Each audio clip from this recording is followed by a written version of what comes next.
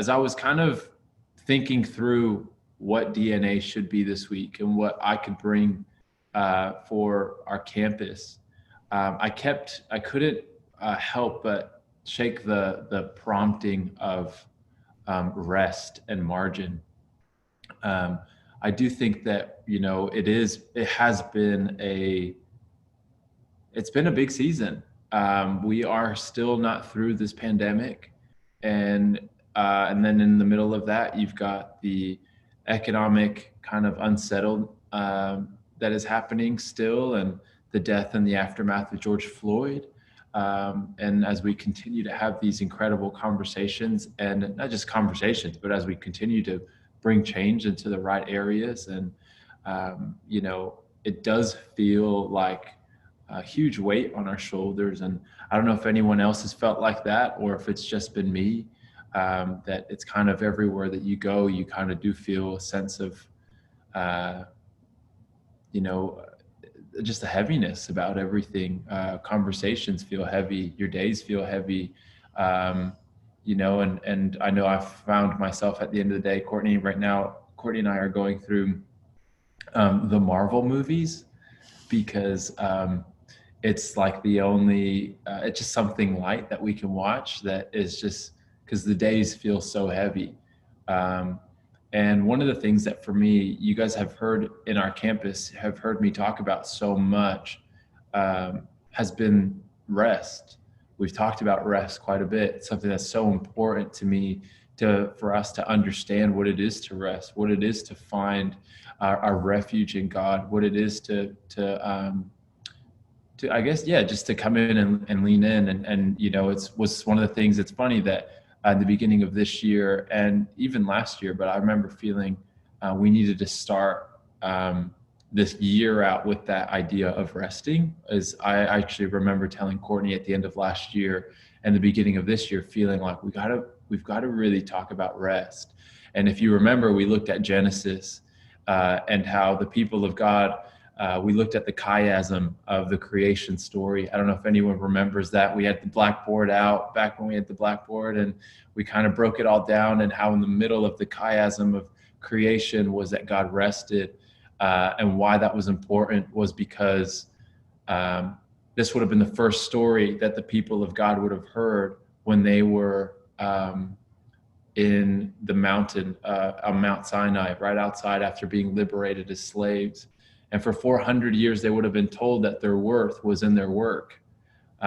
They would have been, how do you know the value of a slave, which is how hard they work? And if they don't work, then what's the point of the slave? I keep you alive so that you work. And God is going, hey, before we go anywhere else, you've got to learn to rest. And it's something that's stayed with me. The idea of Sabbath has stayed with me.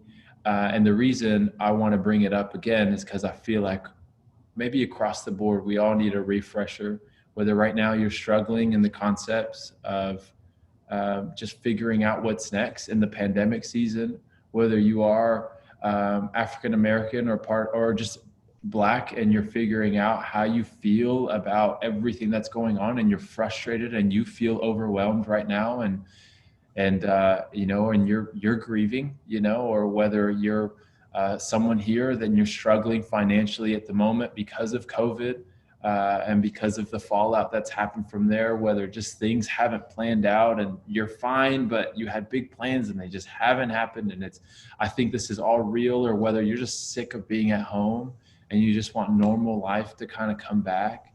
I do think that we're all in this place of just needing a refresh, how to work through that. And I just think, what better time than to get everybody from our campus on here. And so I'm excited for our conversation for tonight. Luke had actually, and Denise, who I saw you on the chat, Denise, I love you so much.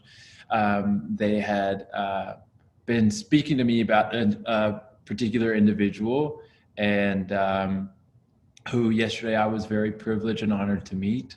And Dushyanthi is here with us. She is a therapist and has been in practice for, I think you said over 15, 20 years or so. I don't know specifically, but for a pretty good amount of time. And she's was living in New York for a time, and was actually working for helping the United Nations as well, as far as what they were bringing out and helping out to facilitate to different countries as well, and as far as resources. And so her and I got on a call yesterday, and Denise as well. And I just wanted to meet her. And as she was just talking, I was so moved, and I'm excited to just kind of dive in. And one of the things that stood out to me that she was sharing about was about the issue of trauma. And I know that's a very loaded topic, and but I think it's actually something that is very necessary for us right now. Dushyanthi, it is so good to have you with us. And can we all just give her some virtual snaps or some claps? Just welcome her into this. And listen, I'm so excited. Again, thank you so much for joining us. And do you mind? I mean, I kind of gave you a bit of an intro, but for those that don't know you, do you mind kind of introducing yourself a little bit? I hope I did it justice. Yes, you did. You did, and I'm better than I just gave you credit. No. You did great. I'm honored to be here. I've been coming to Hillsong since I moved to LA, and feel very much part of this community. I've been doing activism therapy work off and on for close to 20 years. I started when I was a teenager, and I've actually been in private practice for about 10 years. That's why you heard the two numbers when we were speaking. Right. That's my correct. bad. Yeah, there you go. It's all good. It's all good. So I have a background in therapy. I did a lot of work with trauma. I've done a lot of work with abused women and men, for that matter. And I also focused on policy in my master's program back in New York. I was born and raised in New York. So with policy, we do a lot of advocacy. So I've done work around race, ethnicity, genocide, and all those different issues, and some of what we're seeing today. Right. Yeah, so that's my background. And of course, I'm here because I lead with my faith first. I love that. So cool. I love that. And again, we were talking yesterday, and one of the things that came up was this topic of trauma. And as she kind of unpacked that for me, I was so I guess just blown away by it. As we just begin, just so that we're all on the same page, I think trauma can be a bit of a loaded word. Could you just maybe walk us through or explain to us what trauma is? Just so that we're all on the same page, and for anyone that just might be joining us now. Sure. So trauma is an extraordinarily stressful event that makes us feel helpless in an unsafe world. That's one of the definitions of trauma. So just COVID alone, many of us were experiencing trauma. So when you have trauma, your emotions can be all over the place. You can feel anxious, you can feel depressed, you can feel hopeless.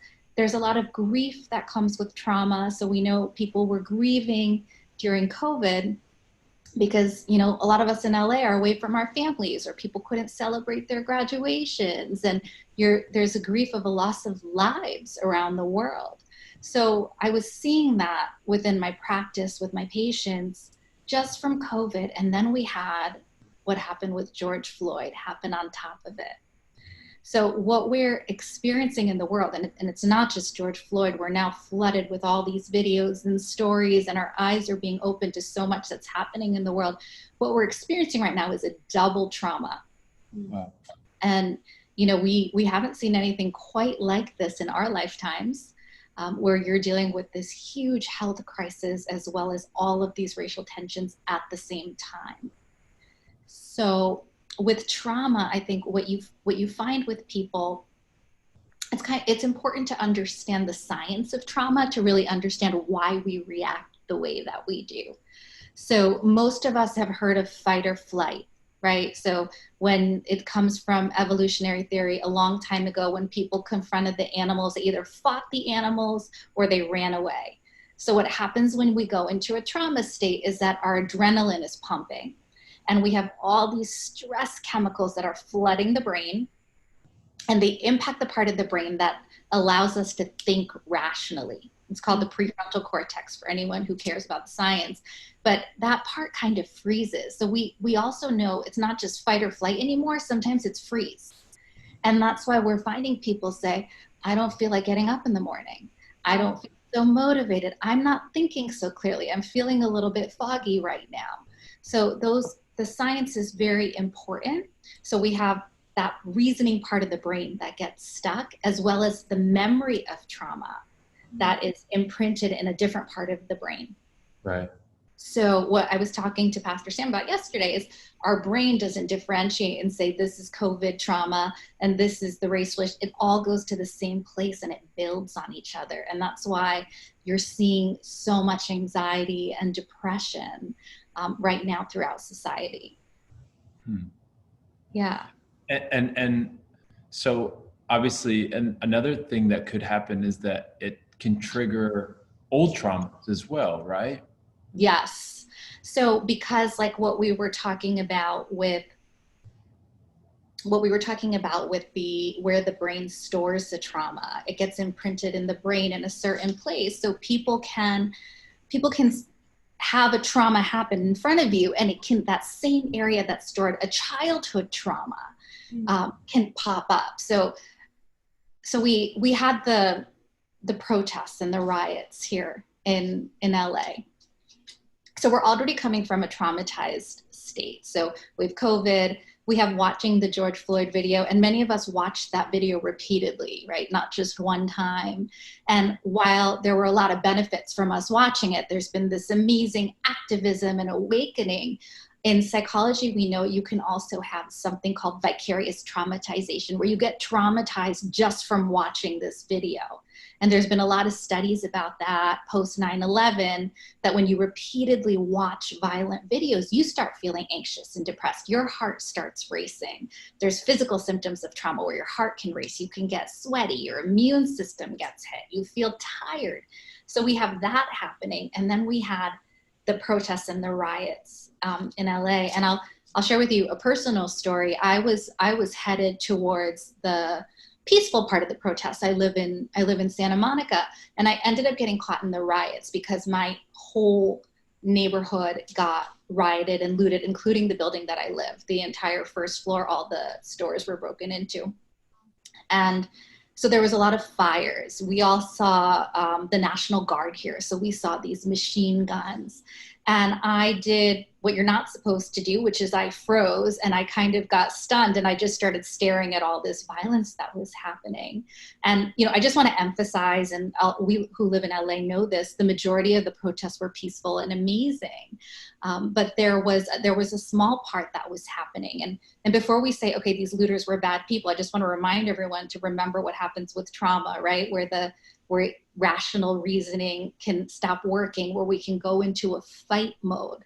And, people who were out there on the street, and I ran into a couple of them, and they were pretty nice people. Like at one point my hat flew off and someone picked it up and was like, here, ma'am, here's your hat. And then he went back to looting.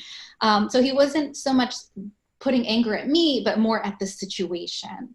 So, one of my favorite sayings, Joyce Meyer says it, is hurting people hurt people, right? So I was watching all this stuff happen, and the next morning I woke up and I was doing my prayer time, and I have this breathing meditation that I do in the morning, and I got to my heart part and I was like, oh, my heart is racing. Why is my heart racing? And I didn't even realize how that violence had physically affected my body. So for therapists, we go through the same stuff. We just know how to name it and we know what to do about it. So I was like, oh, my heart is racing. What happened? And then I realized, like what you were talking about how trauma builds. For me, I lived in New York post 9/11. I've been in Sri Lanka, where my family is from, when war has broken out. So I've seen a militarized place, and it made me feel unsafe. and my body went into that trauma mode. And as I was working with patients during the week, I saw the same thing. So I saw people say, hey, I remember, I have Jewish patients, and they said, okay, the Holocaust was like a really hard thing. Or I have a patient who has had child sexual abuse, and her body knows the trauma state well, and she just went into that trauma. And people don't always realize that trauma is triggering trauma, but the brain realizes it. So that's the whole concept about trauma building and why this time is hard, because we have the COVID trauma, the George Floyd video trauma, the protest trauma, and then whatever personal traumas we have that gets triggered as well. I've had friends say, hey, I'm having these really bad dreams about my ex. I don't know where that's coming from. And, that trauma piece of the brain is just getting kicked up. So that is what I have been seeing across the board, both in myself and within my practice. Yeah, 'cause obviously, I mean, would you say that it's safe to say that like everybody has a form of trauma, or are there some individuals that you're like, you're lucky, you honestly dodged a bullet on that? Or do we all have a sense of? I think the majority of people who walk this earth will at some point experience trauma if they haven't, but to different degrees, and people process it differently. So we know when it happens to kids, it can have a different impact than when it happens as an adult. We know for the Black community, what has happened now has triggered a 400-year history of trauma. And we're all seeing these stories come out. And that's why, a lot of my Black brothers and sisters are feeling so tired and weary right now. For people of color in general, I think a lot of people who I spoke with were like, oh, I experienced racism here and here. And every time you've been hurt because of your color or your race, starts flooding your mind. Mm-hmm. So I think it's to different degrees, and people have different capacities, but just because it's common doesn't mean it's easy, right? Life is not easy. We all go through really hard things. People have to go through loss of a parent. That's a very hard thing to do. So even though a lot of people experience trauma, it doesn't by any way say it's any less significant. Right. Yeah. So the good thing about— Sorry, I don't want to keep interrupting you. You keep going. No, go ahead. I was gonna say sorry, go ahead, Sam. No, I promise you, I think there's just a delay. So what I was going to say is that the good thing that we know about trauma is most of us will recover from it, and that we develop resilience when we go through it. We develop a strength.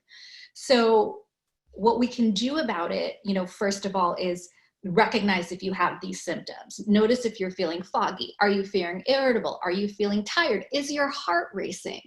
And are you feeling hopeless? And so you can name it and say, I am feeling sad today, because that in itself just gives it a space, and you take some of your power back from these feelings having power over you. And, this is why the science is so important. So we know the reasoning part of the brain isn't working. So I'm going to bring us back to the scripture, be still and know that I am God. And really just sit in stillness when you're going through this. Give yourself time for deep breathing. We know meditation and psychology, it calms down the nervous system. It slows down the heart rate. We also know prayer is a great weapon. So one of the things I say is I surrender. God, I'm giving this to you. And psychology supports this too. This is not just religion. Psychology, the American Psychological Association has done studies, and they show that people who use prayer in times of crisis have less anxiety and depression. We know that reconnecting with nature can be very grounding when you're experiencing personal trauma, God's creation. We saw that with Jesus. He was out in the mountains, in the gardens, in the rivers, just calming down and finding peace and connecting with God, and leading into our support circles. So these are all things that we have to intentionally do while we are going through the seasons of difficulty and trauma. Yeah, well, I think, I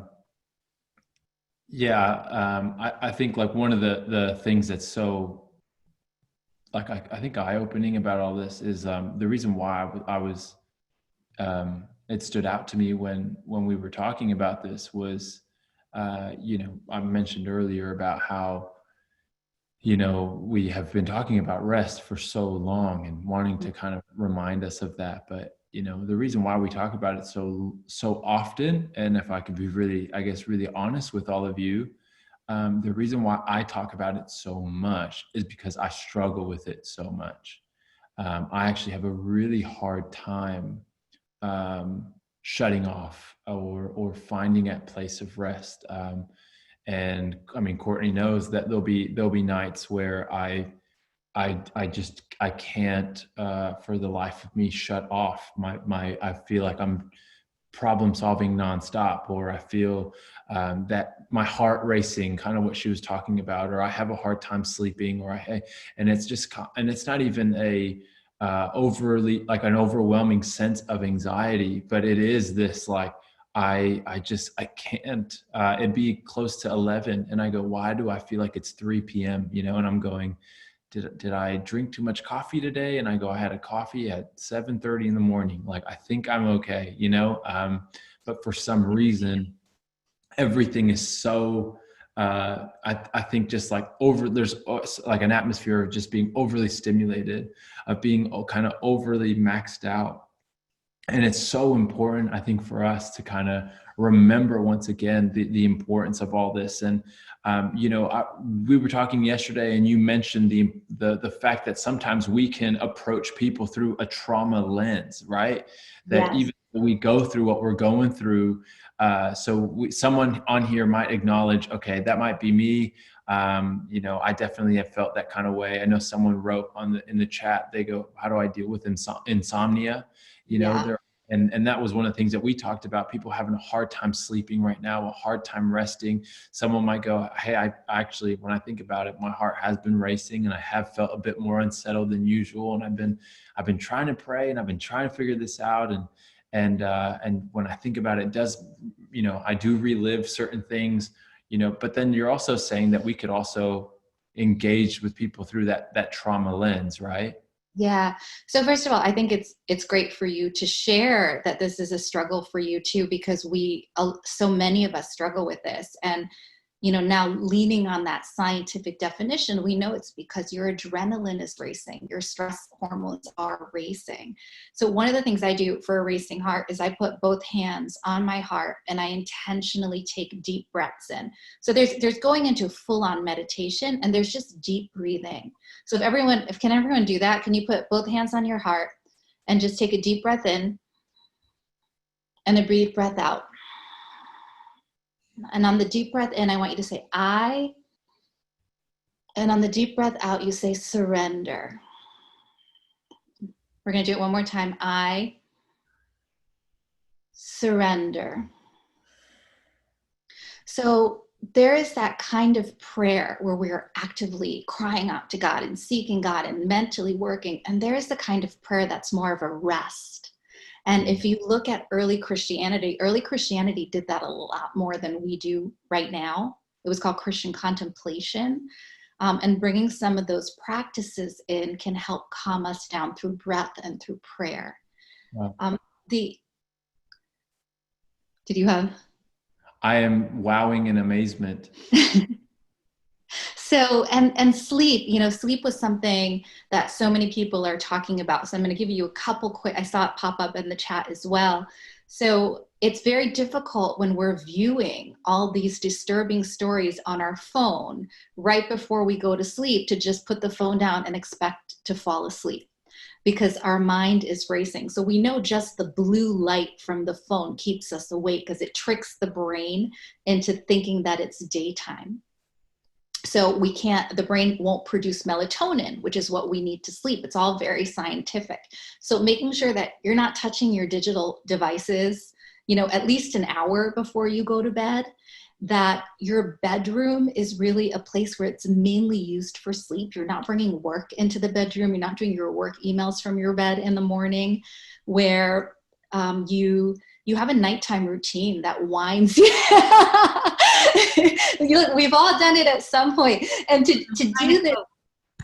I'm just trying to cope with the current situation, Yeah. So, we have to be intentional about these things and really separate that space. So when the body goes into that room, it knows, okay, now it's time to rest. Mm. So, because our body can get trained that way, having like a good nighttime routine. I'm a big fan of journaling, praying, meditation. Those are the things we do. We have difficult conversations and watch violent videos, and they're like, why can't I fall asleep? So, we have to play our part in getting good rest. Another little trick that I learned in Ayurveda that's supported with science is getting 20 minutes of sunshine in the morning helps produce that melatonin 12 hours later. So, staying physically active is really good. So there's all these things we can do to pour into our lives to make sure that our sleep is protected. And right now, when we're in trauma and our sleep is threatened, and sleep is so vital, it's important to be intentional about getting a good night's rest. Wow. So, and you mentioned about the trauma lens with others. So there's two things I'm noticing with my patients is one, they're all trauma triggered. And two, this triggered trauma place is going into their relationships and conversations with people and across social media. So I had a patient this week who said, all I see on Twitter is people cutting each other down. Everybody's saying it wrong and somebody else can always say it better. And it's this feeling of feeling very defeated to see that kind of energy out there. I see people cutting off relationships, lifelong friendships that they've had, and really difficult conversations generational conversations with parents who have a different point of view about what's happening out there in the world right now. So how do we approach these conversations? And that's when we were talking about the trauma lens. So understand, one, your own reactivity. Am I reacting from a trauma place? And two, is this other person hurting too, right? Are they highly triggered and traumatized? And how do we approach the conversation with the sensitivity of that? How do we approach that conversation with members of the Black community who are feeling pretty weary and exhausted right now? So you can, for people who don't want to have the conversations, who don't want to get educated, you can set a boundary in the relationship and say, look, this is what I believe. If you don't want to learn about it, these things cannot be said in my presence.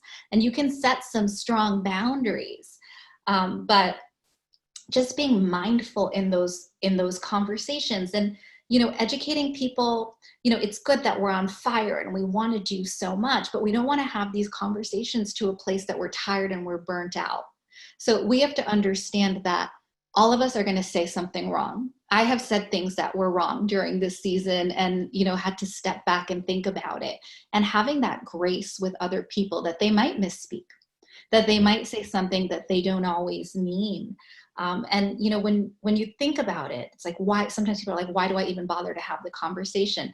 Our commitment to Jesus, Jesus's teaching, crossing these ethnic lines and having these conversations is central to who Jesus was. And he did it with such grace. Sometimes he was more impassioned about it. Sometimes he gave information slowly. He taught us in parables, in stories. And he did it with kindness and grace. He was weary. He would get frustrated, I'm sure. And you have to imagine there was tension around these conversations. He had a society who rejected him. Yeah. And, we will get rejected by some people, but just remembering, we do this because of our commitment to Christ, and we have to model him in the way that he did it as well. Right. That's great. Because I think I'm getting a bit of feedback on this. Or not anymore. I wholeheartedly agree with you. I mean, I think, I was on the phone with someone today and he said, grace without boundaries is abuse. Like giving too much grace without boundaries is abuse, and the importance of boundaries in our life. And, I do think, that it is important. I think one of the amazing things right now is that there are being important conversations had. And if I can just say, I know that a lot of us on here, maybe that a lot of us that aren't Black on here, especially when we're talking about these conversations in regards to race, I do think that there is this, for some, an eagerness to want to learn. And so we depend on our friends that might be Black or the people in our community that are Black. And if I could just say, I think they're good in the right time and in the right approach, But sometimes I think we can be going to them to solve a problem that is up to us to figure out. Yes. And we place more of a burden on them when they're in a grieving stage, or where they're in dealing through the trauma stage of it as well. And just being mindful of that. If you are in conversations with the people in your life, that, man, there are some people that's still working through these emotions right now, and to have everybody come up to them and go, well, tell me what you think about this, or how do I say this? And it can be almost overwhelming. But I love what you said about the right conversation, and Jesus doing it slowly. I mean, you do see that time and time again. You see that in John chapter 4, sorry, with the Samaritan woman, actually. And Jesus engaging in this conversation with the woman that he shouldn't be speaking with in broad daylight. Remember, the disciples come back and they go, why? They said that they didn't want to say it to him, but they all fought it. And they said, what is he doing with her? Like, why is he talking to her? And then he goes, oh, you should eat. And Jesus goes, I've got food that you know nothing about. And then they're like, did someone bring him food? Like, they still didn't get it. You see that Peter, even then, walking with Jesus, watching him engage with Samaritans, watching him engage with Roman centurions, watching Jesus around different people that weren't Jewish. And Peter was there for every single one of those encounters. And it says in Galatians chapter 2 that Paul had to call out Peter because he didn't want to eat with people that weren't Jewish. Then you see even in Acts chapter 10, and when God gives Peter the vision and the revelation about the gospel going to all people, and God tells him to eat, and he goes, no, it's dirty. And what does God say back to him? He goes, don't call impure that which I've made pure. And brings the inclusion of people. But basically what we see in that is that, man, Peter walked with Jesus in the flesh, saw him come, resurrect, saw him ascend, heard the ministry, and yet Peter still didn't get it. And it's going to take time for some people. It's going to take that kind of approach. And Dushyanthi, what would you say to somebody who, this is an urgent matter though. Like, this is something, someone might go, I get it, like slow and steady, right? We'll have slow conversations, but I also don't want to put my foot off the gas, especially on these conversations while we're moving forward and we want to take ground. What would you say to somebody who's like, this is time sensitive? Like, if we've been here before, and if we stop talking about it, everyone goes back to normal, acting like nothing happened. We've got to keep talking about it. How do we manage that with our own health? Yeah. So there are two parts to your question. So one of the things I just wanted to comment that you said about us going to the Black community to educate us, is that what they need right now, or is what they need support? When there's all these podcasts and articles and places for us to learn about systemic racism and learn about police brutality, do we need to have our friend who's grieving be the one to teach it all to us? Right. And then the second part to what you said was, the passion and the awakening that people are experiencing right now is the wonderful peace. And I think we can use that passion. What we don't want is the burnout. So you need the inhale and you need the exhale. The inhale is bringing in all this information and all our advocacy, and the exhale is the rest that you keep talking about and allowing ourselves to breathe. So it's going to be situation dependent. You're going to have to see. There's some conversations where the other person's going to handle a fiery conversation.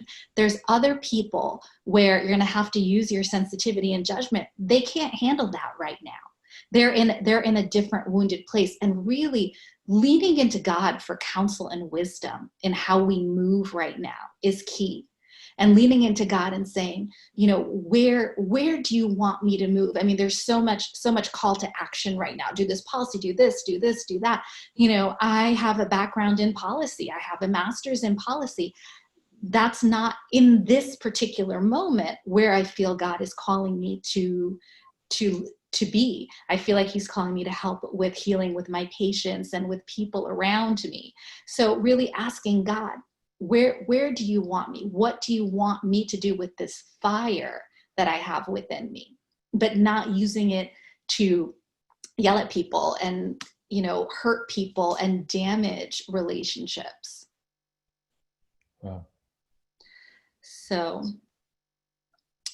yeah, and the, so we talked about the self-care and all these different pieces of self-care in terms of the sleep, in terms of the exercise. Another really important part of self-care with trauma is making a space for grief. Okay, there are going to be times that we don't feel great.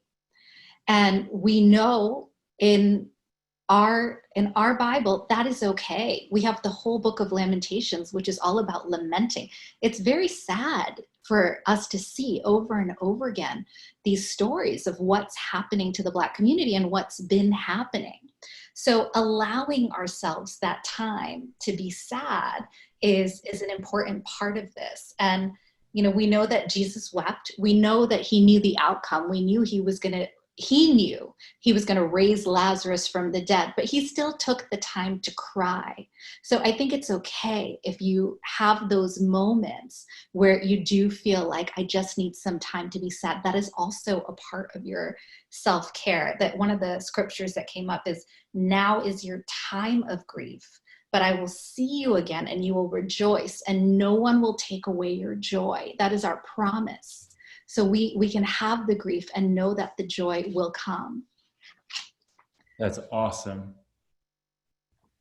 And one of the other things, that I feel is the most powerful part of self-care. So there's all these things we can do to calm the body, protect our relationships, but it's the mind. And when you go, if any of you guys have been to therapy, that's probably what your therapist focuses on the most. What are you thinking about? What are your thoughts? Are you having negative thoughts? That's the basis of cognitive behavioral therapy. How do we shift our thoughts? So it's the same thing applies right now. So there's a difference between allowing that space for the grief versus predicting negative things in the future, versus feeling hopeless, versus feeling like this will never change. Because what we do when we go into that mindset is we discount God's power.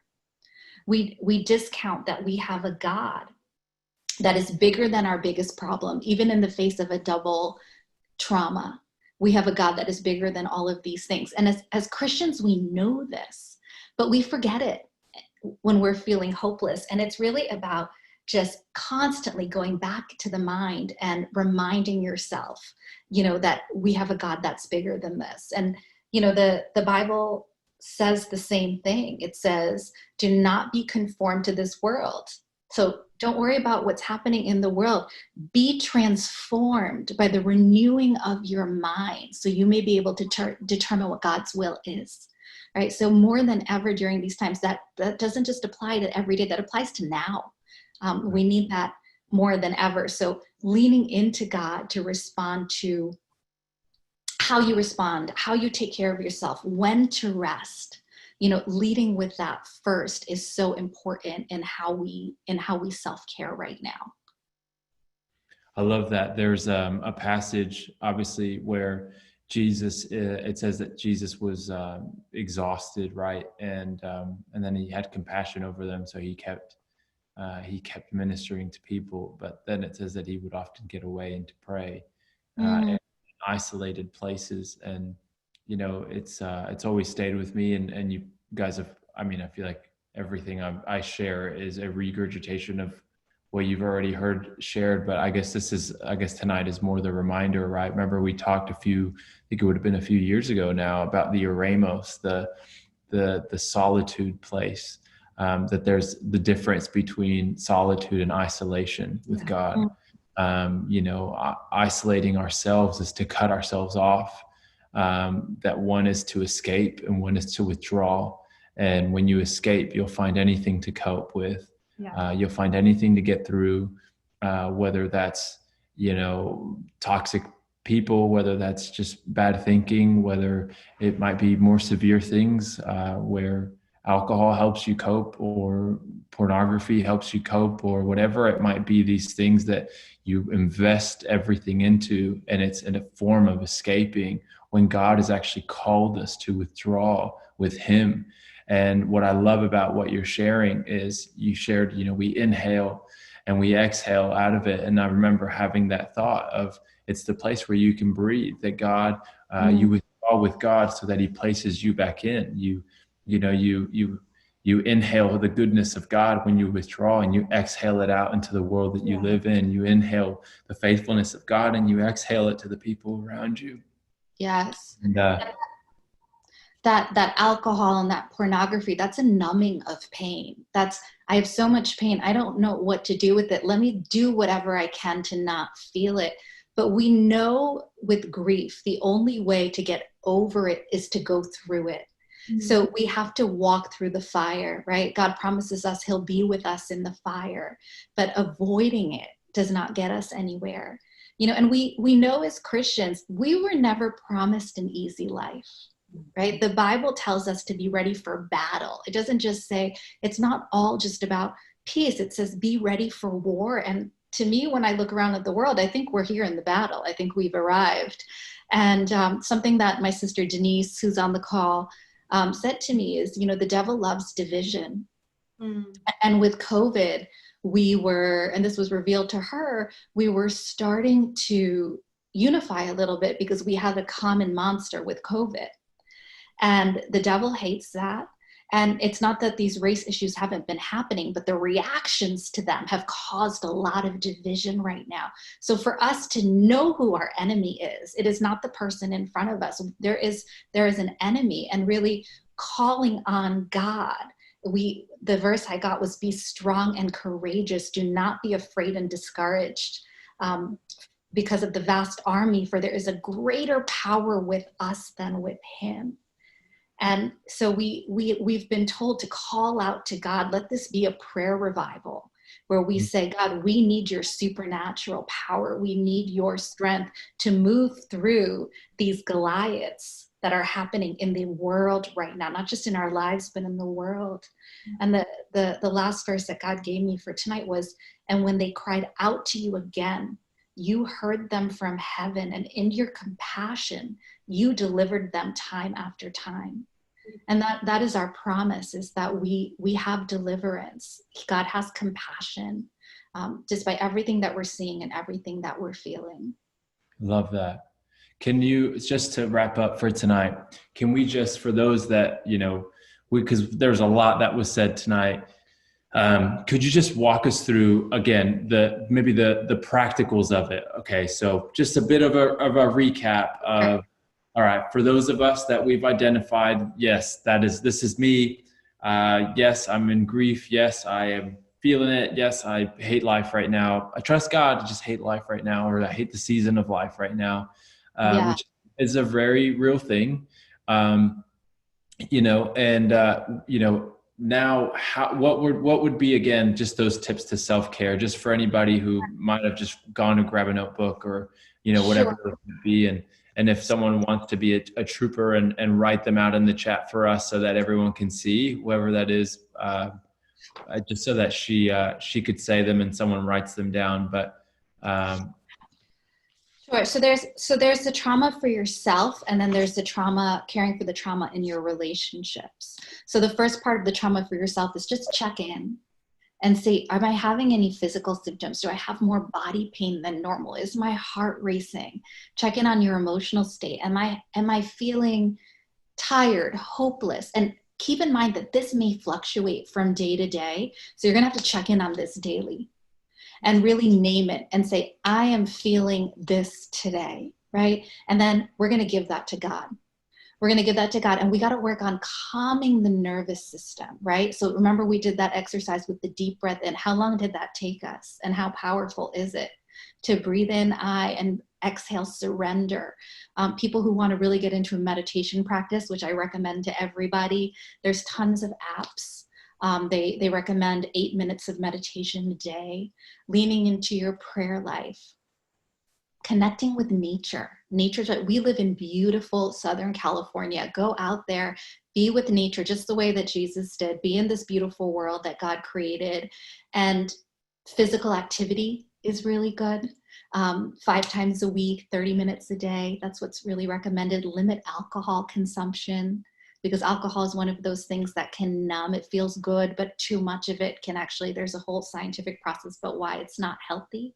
We talked about protecting our sleep, right? So having a good sleep routine, shutting off the phones, not viewing too many violent videos right before we go to sleep, not engaging in difficult conversations before sleep, and really just in general with the news, really kind of limiting how many times a day are you checking it? Can you check it once or twice a day? Can it not be the first thing that you do when you wake up in the morning?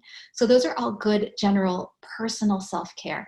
And then protect your relationships, set boundaries with people that you need boundaries, and approach situations and relationships with that trauma lens and say, okay, are they hurting? Am I coming from a place of hurt? How do we have this conversation where we're giving each other what we need, but still being able to educate and have activism? And, the third piece we talked about was just about, really leaning into God mentally, reminding yourself, renewing of the mind daily, all the time. We know in psychology that you have to form a new neural pathway. And repetition is the only way to do it. That's why the Bible talks about renewing. So you have to consistently remind yourself of God's promises, of his protection, that he is more powerful than all of these things that we are facing. I love that. I was listening to I was reading a book on my phone. I probably shouldn't be doing that, but one of the things that the author was talking about is the importance of us arming ourselves with scripture. Oftentimes we know scripture, but we haven't armed ourselves with it. And it's different to arm ourselves with it. And he obviously uses the analogy of us having someone break into our home and say we have a weapon to protect ourselves with, but it's in the bedroom. You're not armed with it. And so you know it, you have it, but you're not ready to go. So it doesn't really do you much good when the attack came. And he goes, and oftentimes that's where we are with our understanding of scripture, is that we know it, we're just not armed with it. To be armed with it means to practice it daily, to understand what it is, to ask ourselves practical questions when we read the Bible. And one of the things that I loved about it, and I guess just to wrap up, but he does go on and he describes that it is this daily practice. It is the daily practice of when you read your Bible, you ask yourself, why would God want to reveal this to me? And how can I apply this today? And those are two ways in which you can arm yourself with it. What is God speaking to me about this? So if I read, sometimes it's easier than others. Obviously, sometimes you open the minor prophets and you're like, Lord Jesus, what are you trying to say to me? And it's like, and the wrath of the Lord shall fall on you. And you're like, oh my God, what did I do? And so sometimes it's easier said than done. But the other thing is going, what is God trying to speak to me? And, and how can I apply this today? And he also often says that spending time with God, and I really loved this, but, spending time with God, reading the word, being in prayer. Obviously we all know these things. They're the very foundational things of our faith. But he says that spending time with God is like trying to light a fire with a magnifying glass. And he goes, you really need the power of the sun to do it. And he goes, and when you do it, he goes, it's because it's focused on one tiny point and the lights hit it perfectly and you can set a fire. He goes, however, there's going to be some days where it's a cloudy day. It's a cloudy day and there's nothing you can do about it. He goes, but that's the same way. He goes, every time you bring out the magnifying glass, and on the cloudy day, what did you realize? You realized the beauty of the sidewalk. And then there's some days where the sun's out and it lights a fire like you've never thought before. And he goes, get good at lighting a fire with a magnifying glass. And so again, for all of us in here, I hope that this was helpful. Can we all thank Dr. Dushyanthi for just her time and for being so incredible? And honestly, thank you so much. And